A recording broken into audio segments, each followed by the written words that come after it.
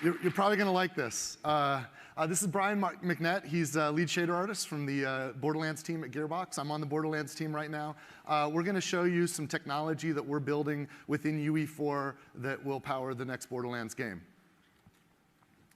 What you're going to see is not a video game, it's a technology demonstration. We use Unreal Engine 4 to render a non-realistic art style, the style that you've come to know as the Borderlands art style. This is a very simple scene. Now, I want you to remember that the Borderlands art style is sort of represented by a confluence of techniques. Most of the Borderlands art style comes from the content itself, the form of the environment, silhouettes and movement of characters, the color and line work within the surfaces of objects. But there's some fundamental rendering technologies that contribute to the look that we are exploring for the next generation. Now, I think the technique that most of you probably attribute to Borderlands the most is the edge outlining.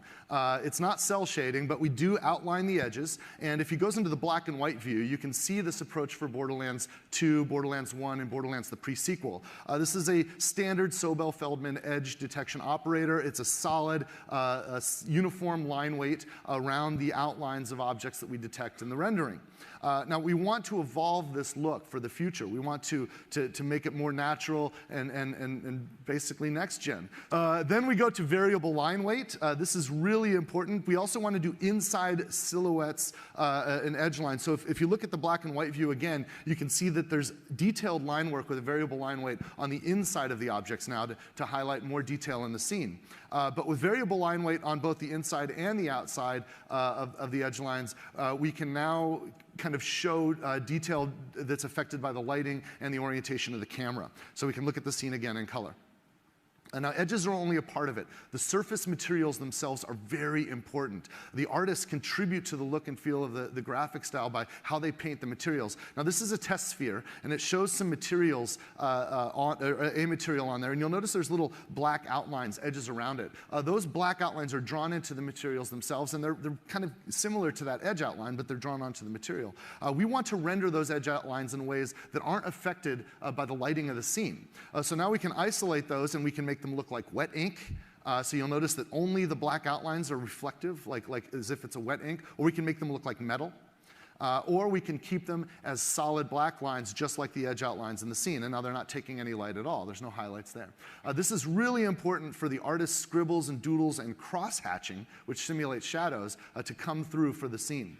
The neat thing about this test sphere, though, is it also gives us the opportunity to show you how we can use a similar technique to actually render cross-hatching dependent on the lighting in the scene. So if he goes to black and white view and brings up the cross-hatching, you'll see there's now a cross-hatch layer which will render shadow only where shadows exist, and in fact render highlights only where highlights exist. These are custom materials that are on top of the base material that add to the complexity of the scene.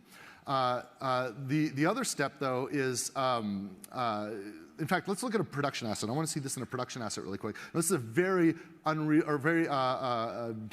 Borderlands Gearbox-looking production asset rendered in Unreal Engine 4. You'll notice that even the little bolts on those objects are casting a little shadow, and those shadows are taking a little bit of crosshatch. That's that custom crosshatch layer there. And we can see it again in black and white. Now, one of the problems with this approach, though, and why we had to advance even further, is in the Borderlands work that we do, we tend to do a lot of kit bashing. We'll use assets in lots of interesting ways, lots of different ways. We'll scale those assets up and down. And when we scale an asset up, it will actually change the scale of that cross-hatching, which makes it inconsistent with the line work that we're doing on the edges. So we wanted to work with an experiment with a procedural approach to this, using artist-generated cross-hatches, but rendering them more procedurally on the surface of the objects. So if we start with this gray sphere and we put a crosshatch on it that's now procedural and mapped to the object, you can see that it'll hold the same consistency at any scale.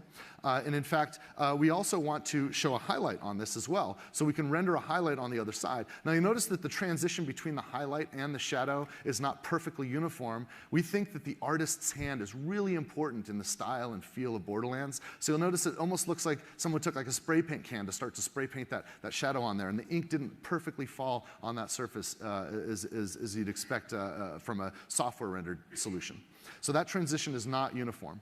Now, I also want to point out that this has full interaction with PVR. So as he affects roughness, you'll notice that the reflections erode the inks. Or if he changes to a highly reflective metal surface, all of the inks take the shape of the objects that the metal's reflecting. This is really incredible technology, and this is only accessible to us with Unreal Engine 4 and the current and future hardware specifications that we're targeting with this technology. Now let's look at a more complex shape, a more complex form. This form right now is smooth, but we have a normal map for this form, and you'll notice that it looks like there's a gearbox icon that's sort of etched into the metal shape that you're seeing there.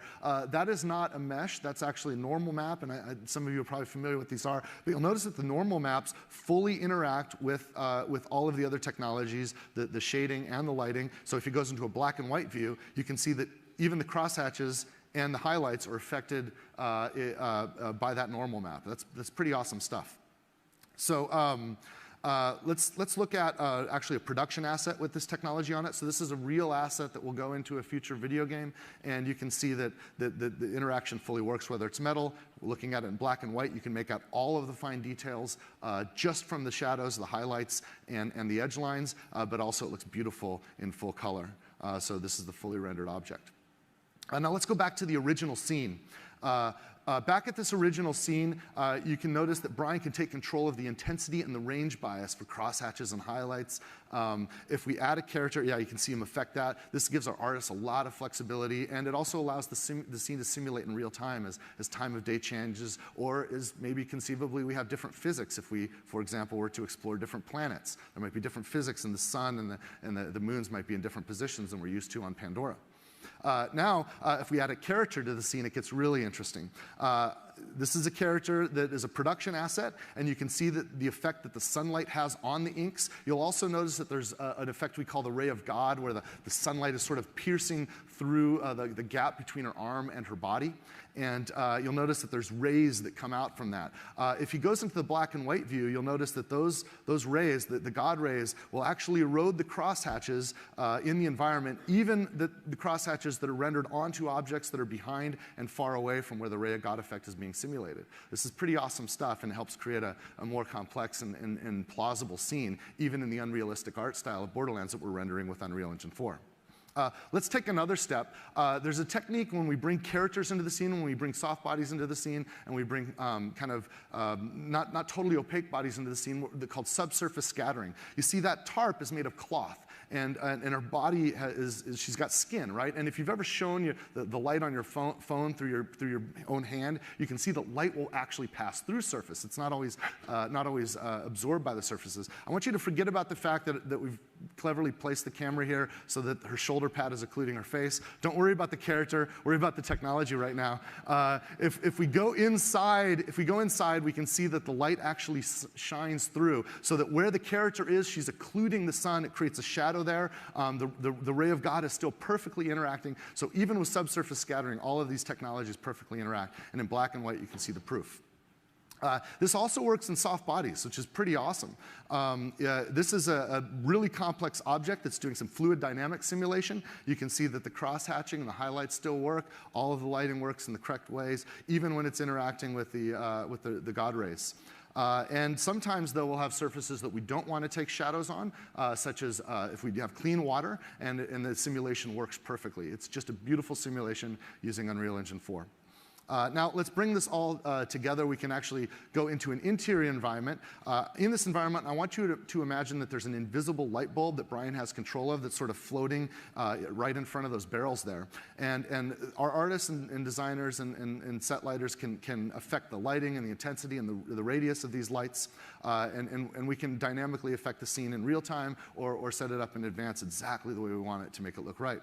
One of the cool things about this, if we take this one step further, though, is we can have these lights actually corrupt, distort, and affect those shadow maps, those crosshatches and those highlights that I was talking about. So here's a case where the lighting is actually corrupting and distorting the shadow maps. If you go to the black and white, you can really see how this looks. It's really interesting, and this is really useful for special effects and for special case lighting. So if we go back to color, we'll run a two-dimensional explosion effect. This is a temporary effect, but you can actually see how the lighting affects the scene around it while the explosion goes off, and it corrupts and distorts the shadows in real time. In addition, if you run it in slow motion, you can even see the volumetric smoke effects perfectly interacting with the scene. They're emphasizing the crosshatch shadows where the smoke creates shade, but only until the smoke clears. This is all happening in real time with the simulation. It's beautiful. So now I'm going to have Brian just trigger a matinee sequence that'll pull us out of the scene, and you can see all this coming together, and it gives you a sense of what a future game from Gearbox might look like. Now, I do want to remind you that this is not a video game. This is a technology demonstration of some ongoing research and development at Gearbox Software. Some or all of the technologies that I demonstrated may be utilized for future Gearbox Software video games. If you are a technology company that thinks you can benefit from a partnership with Gearbox as we explore this technology, feel free to reach out to me. If you're a talented developer that would like to work with us on this technology and help it push it further, please let us know. Also, if you're a customer that's looking forward to a future Borderlands game, we're working on it. We'll get you soon. On behalf of all the talented artists and programmers and designers and developers at Gearbox Software, I'm thankful that you've taken the time to see this with us. I also want to thank Tim for letting us come up on stage, and everybody on his team for delivering the incredible Unreal Engine 4 technology that we're using to power our future games. Thank you.